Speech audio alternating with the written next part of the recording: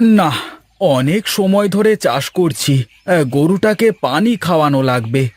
যাই যাই, পাশের নদী থেকে গরুটাকে একটু পানি খাইয়ে আনি।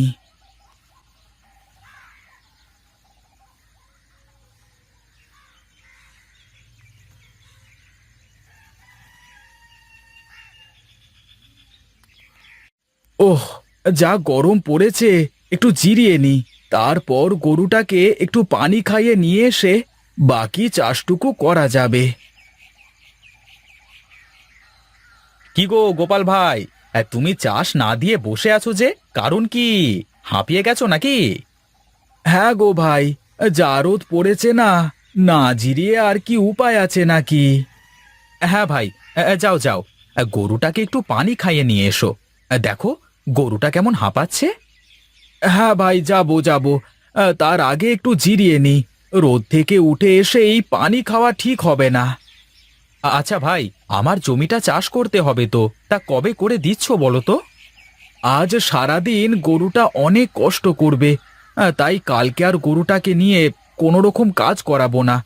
পরশু দিন তোমার জমিটা চাষ দিয়ে দেব, কেমন?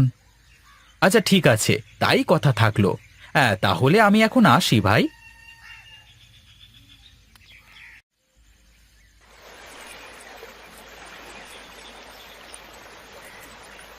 খা খা, পানি খা। যা গরম পড়েছে, পানি খা, বেশি করে পানি খা। গোপাল ভাই, কি গো, গরুকে পানি খাওয়াতে নিয়ে আসলে নাকি? হ্যাঁ ভাই, গরুটা সেই সকাল থেকে জমি চাষ করছে। বড্ড হাঁপিয়ে উঠেছে গরুটা, তাই একটু পানি খাওয়াতে নিয়ে আসলাম। তাহলে একটা কাজ করো গো, এই গরুটাকে গোসল করিয়ে নিয়ে যাও, তাহলে অনেক ভালো হবে, বুঝলে? তা করাতে পারলে তো অনেক ভালো হতো, কিন্তু অনেক কাজ পড়ে আছে, সময় নেই হাতে তেমন। তাহলে তো আর কিছুই করবার নেই। যাও যাও, শুধু পানি খাইয়ে নিয়ে চলে যাও। হ্যাঁ ভাই, বিকেলে কাজ শেষ হলে গোসল করিয়ে নিয়ে যাব।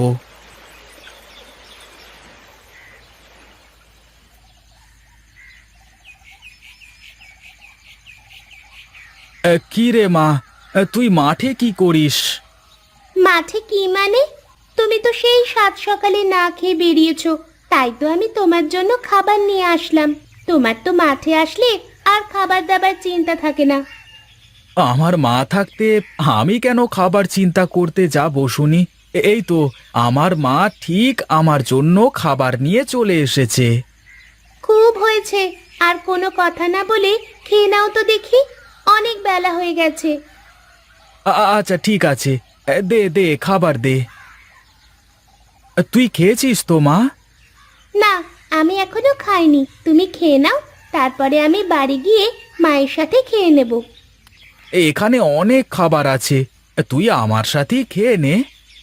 না না, এসব খাবার তুমি একা খাবে, আমি তো বললাম বাড়ি গিয়ে মায়ের সাথে খাবো। চুপচাপ সবগুলো খাবার খেয়ে নাও তো দেখি। আচ্ছা ঠিক আছে।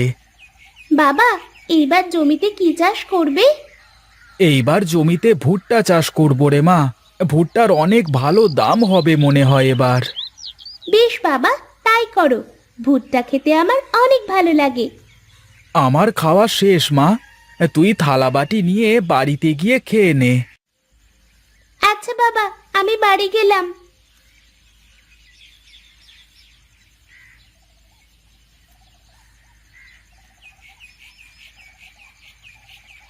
কি গো মা, তুমি এখন উঠান ঝাড়ু দিচ্ছ কেন?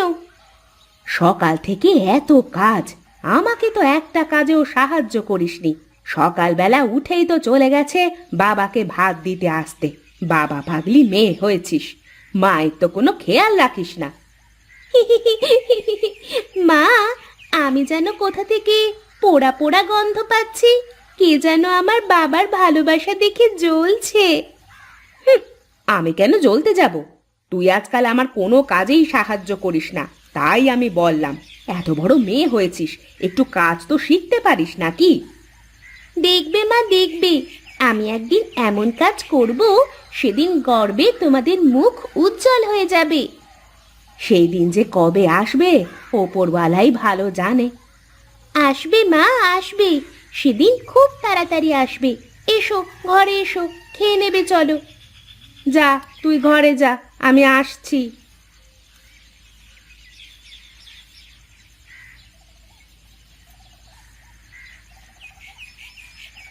কিরে, কি করছিস মা তুই এইখানে? কি আর করবো মা, বসে বসে জামার উপর নকশা করছি। জামার ওপরে এত হাতের কাজ করে কি করবি শুনি? সেটা তুমি পরে দেখে নিও আমি কি করি, এখন বললে তো মজাই থাকবে না। আচ্ছা, সে তুই যা করার কর, কিন্তু এখন আমার সাথে গিয়ে আমার রান্নার কাজে একটু সাহায্য করবি চল। তুমি যাও মা, আমি এক্ষুনি আসছি। তাড়াতাড়ি আসিস কিন্তু, আমি চুলায় ভাত বসাচ্ছি, তুই এসে তাড়াতাড়ি কেটে দিবি কেমন? আচ্ছা মা, তুমি যাও, আমি এক্ষুনি আসছি, আর একটু কাজ বাকি আছে। আচ্ছা ঠিক আছে, জলদি আয়।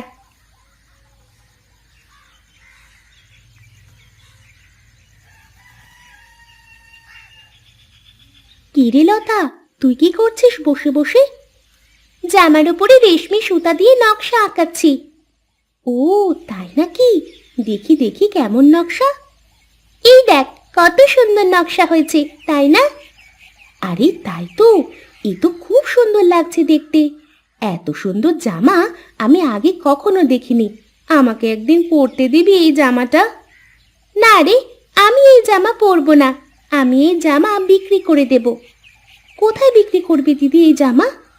বাজারে সুজাই কাকার কাপড়ের দোকান আছে না, সেখানে গিয়ে দিয়ে আসবো, আর কাকা এই জামা বিক্রি করে দেবে।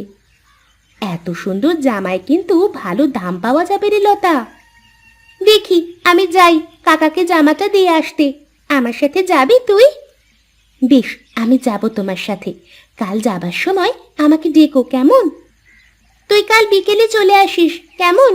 এখন যা, আমি মায়ের সাথে রান্না করতে যাব।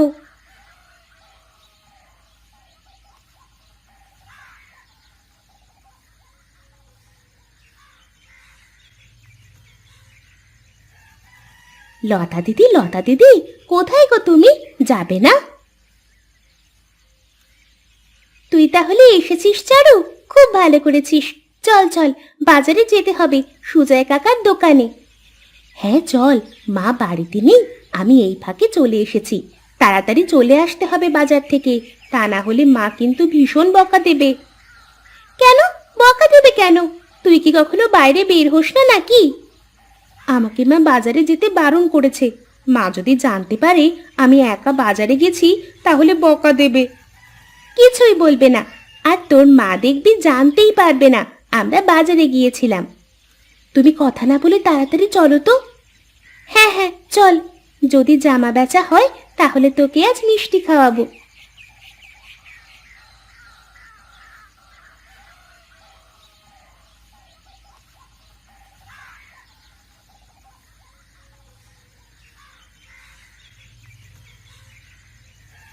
কিরে লতা, চারু, তোরা কি জামা কিনতে এসেছিস? না কাকু, আমরা জামা বিক্রি করতে এসেছি।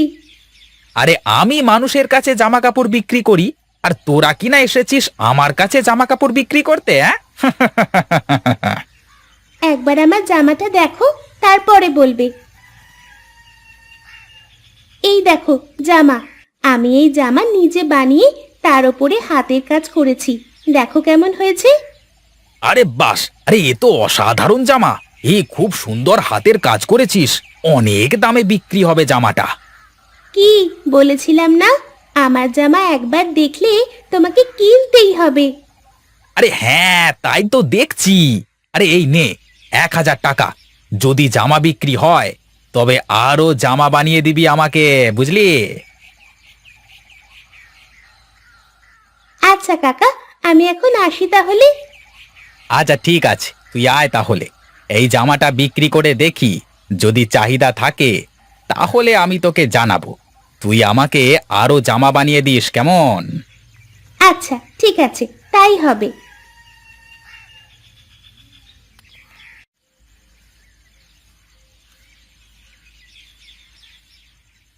কি হয়েছে বাবা, তুমি মাথায় হাত দিয়ে বসে আছো কেন? তুই জেনে আর কি করবি রে মা, যা যা, তুই ঘরে যা। না বাবা, আমি তোমাকে এমন চিন্তিত দেখতে পারবো না। তুমি আমাকে বলো কি হয়েছে। জমি চাষ করা হয়ে গেছে, বীজ কিনতে হবে, অনেকের কাছে টাকা পাবো, কেউ টাকা দিচ্ছে না, কি করি সেটাই ভাবছি। বাবা, তোমার বীজ কিনতে কত টাকা লাগবে? আমার প্রায় 1,000 টাকা লাগবে রে মা, কিন্তু কেউ টাকা দিচ্ছে না, অনেকের কাছে টাকা পাবো। এই নাও বাবা টাকা। তুমি এই 1,000 টাকা দিয়ে বীজ কিনে জমিতে বুনে দাও। কিন্তু তুই এত টাকা কোথায় পেলি রে মা? আমি একটা জামা বানিয়ে তার উপর হাতের কাজ করেছিলাম।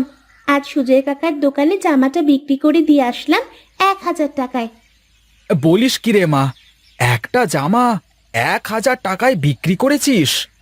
হ্যাঁ বাবা, হাতের কাজ করা জামার অনেক মূল্য। আরে সুজয় কাকা, তুমি এখানে?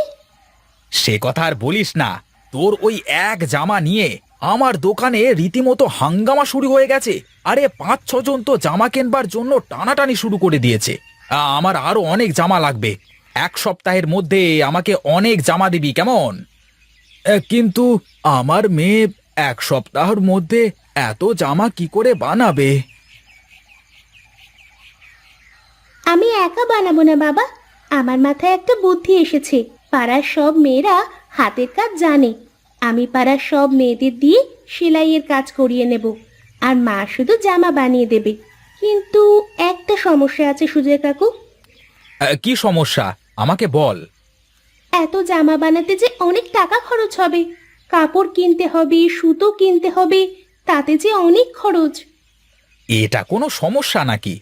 এই নে, এখানে 10,000 টাকা আছে, এটা রাখ, আর আমাকে জামা বানিয়ে দিবি কেমন?